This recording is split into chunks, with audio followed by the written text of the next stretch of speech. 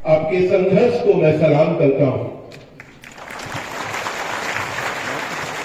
ये कहा जाता है कि बच्चे देश का भविष्य हैं और उन बच्चों को संभालने का काम शिक्षक करता है, उनको निखारने का काम शिक्षक करता है। और जिस देश में शिक्षकों को आंदोलन करना पड़े, इससे बड़ा दुर्भाग्य किसी देश का नहीं होना चाहिए।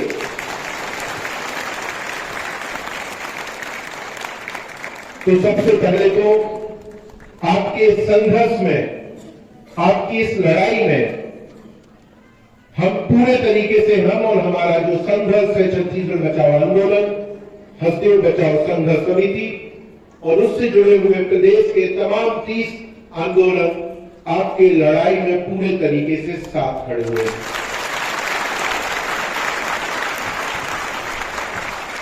साथियों, ये कोई सवाल भाजपा कांग्रेस का नहीं है कि किसके समय नियुक्ति हुई, किसके समय नहीं हुई। ये सवाल तो स्थायी है। हम ये मानते हैं कि हमारा देश एक कल्याणकारी राज्य है और उस कल्याणकारी राज्य के अंदर शिक्षा, स्वास्थ्य जैसी मूलभूत सुविधाओं का जिम्मा राज्य का विषय है और शासन प्रशासन स्थायी व्यवस्था है। जो एडमिनिस्ट्रेटिव सिस्टम है हमारे इस देश का, वो स्थायी है। निश्चित तौर पे सरकारें बदलती हैं, लेकिन जो तंत्र है शासन व्यवस्था, वो हमारा कहीं ना कहीं वो स्थायी है। तो यदि पिछले समय कांग्रेस की सरकार थी और आज भाजपा की सरकार है, मुझे नहीं लगता कि इससे आपकी नौकरी, आपकी नियुक्ति में कोई सवाल आना चाहिए। मुझे लग रहा है कि यदि आरोप प्रत्यारोप लगाए जा रहे हैं तो ये पूर्ण रूप से गलत है। एक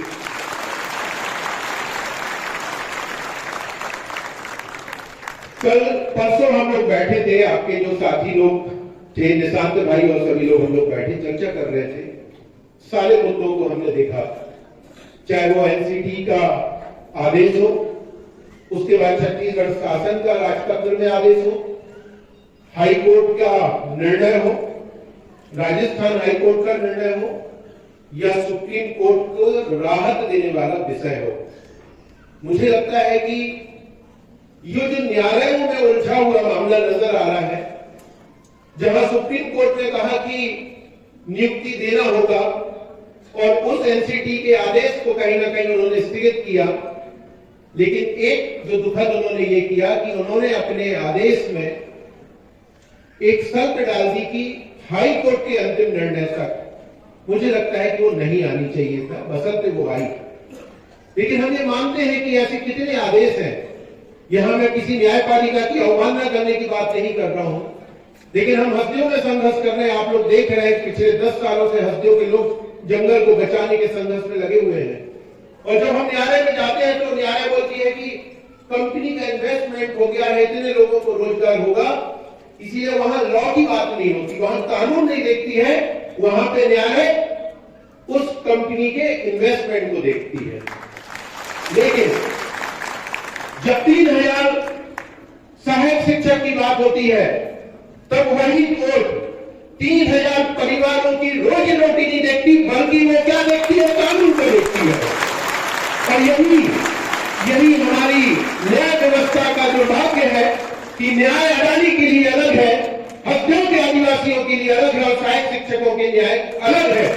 ये इस देश का दुर्भाग्य बन गया है। साथियों, मैं इसके आगे भी बात करता हूं कि चलिए न्यायालय ने कोई आदेश दिया होगा, शासन की क्या जिम्मेदारी है।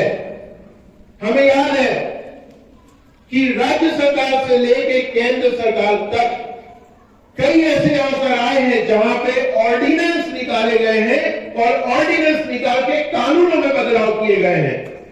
तो क्या 3000 सहायक शिक्षक और सिर्फ छत्तीसगढ़ का मामला नहीं है, ये पूरे देश के बीएड धारी सहायक शिक्षकों का मामला है। तो क्या केंद्र की सरकार या राज्यों की सरकार उस एनसीटीए के जो आदेश है उसको बदलने के लिए ऑर्डिनेंस नहीं ला सकती? क्या ऑर्डिनेंस लाया जा सकता है, लेकिन सवाल नियत का है। नियत का सवाल यह है कि जिस छत्तीसगढ़ के अंदर 33,000 शिक्षकों की भर्ती जो है वो वैकेंसी हो, 33,000 शायद मैंने सुना, 35,000, 35,000 पद खाली हो और ऐसी जगह 3,000 शिक्षकों को नौकरी से बेदखल कर देना इस छत्तीसगढ़ के बच्चों के भविष्य के साथ खिलवाड़ किया जा रहा है। और इसीलिए मैं तो मानता हूं कि ये लड़ाई सिर्फ आपकी नहीं है, ये लड़ाई इस छत्तीसगढ़ के हर नागरिक की है, उस व्यक्ति का है जिसका बच्चा स्कूल में पढ़ता है। उनको सामने आना पड़ेगा कि यदि स्कूलों में शिक्षक नहीं होंगे तो बच्चों की पढ़ाई का क्या होगा। और आज इस मंच के माध्यम से मैं पूरे छत्तीसगढ़ के नागरिकों से अपील करता हूं कि ये लड़ाई 3,000 सहायक शिक्षकों की नहीं है, ये छत्तीसगढ़ के बच्चों की लड़ाई है, शिक्षा व्यवस्था को बचाने की लड़ाई है, छत्तीसगढ़ के भविष्य को बचाने की लड़ाई है। और इसीलिए आपके साथ कंधे से कंधा मिलाकर हम आपके साथ खड़े हुए हैं और आपको ये वादा दिलाते हैं कि जब तक या तो वापस चाहे आप ऑर्डिनेंस लाना है ऑर्डिनेंस लाओ, आपको कानून में बदलाव करना है आप कानून में बदलाव करो, या फिर कोर्ट में पुनर्विचार याचिका जो दायर है उसमें राज्य सरकार अपना पक्ष रखे, लेकिन 3,000 परिवारों की जीवन को बचाने का कार्य विष्णुदेव सरकार करे, ये मैं मांग करता हूं इस व्यक्ति के माध्यम से। और पुनः आपके संघर्ष में पूरे तरीके से छत्तीसगढ़ बचाओ आंदोलन के साथी, हमारे पूरे प्रदेश में जितने जन आंदोलन के साथी हैं वो आपके साथ खड़े हुए हैं, अपने आप को अकेला महसूस मत करिएगा।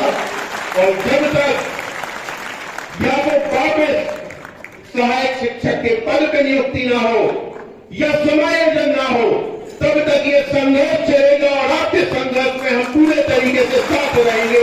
इन्हीं शब्दों के साथ इनकलाब जिंदाबाद।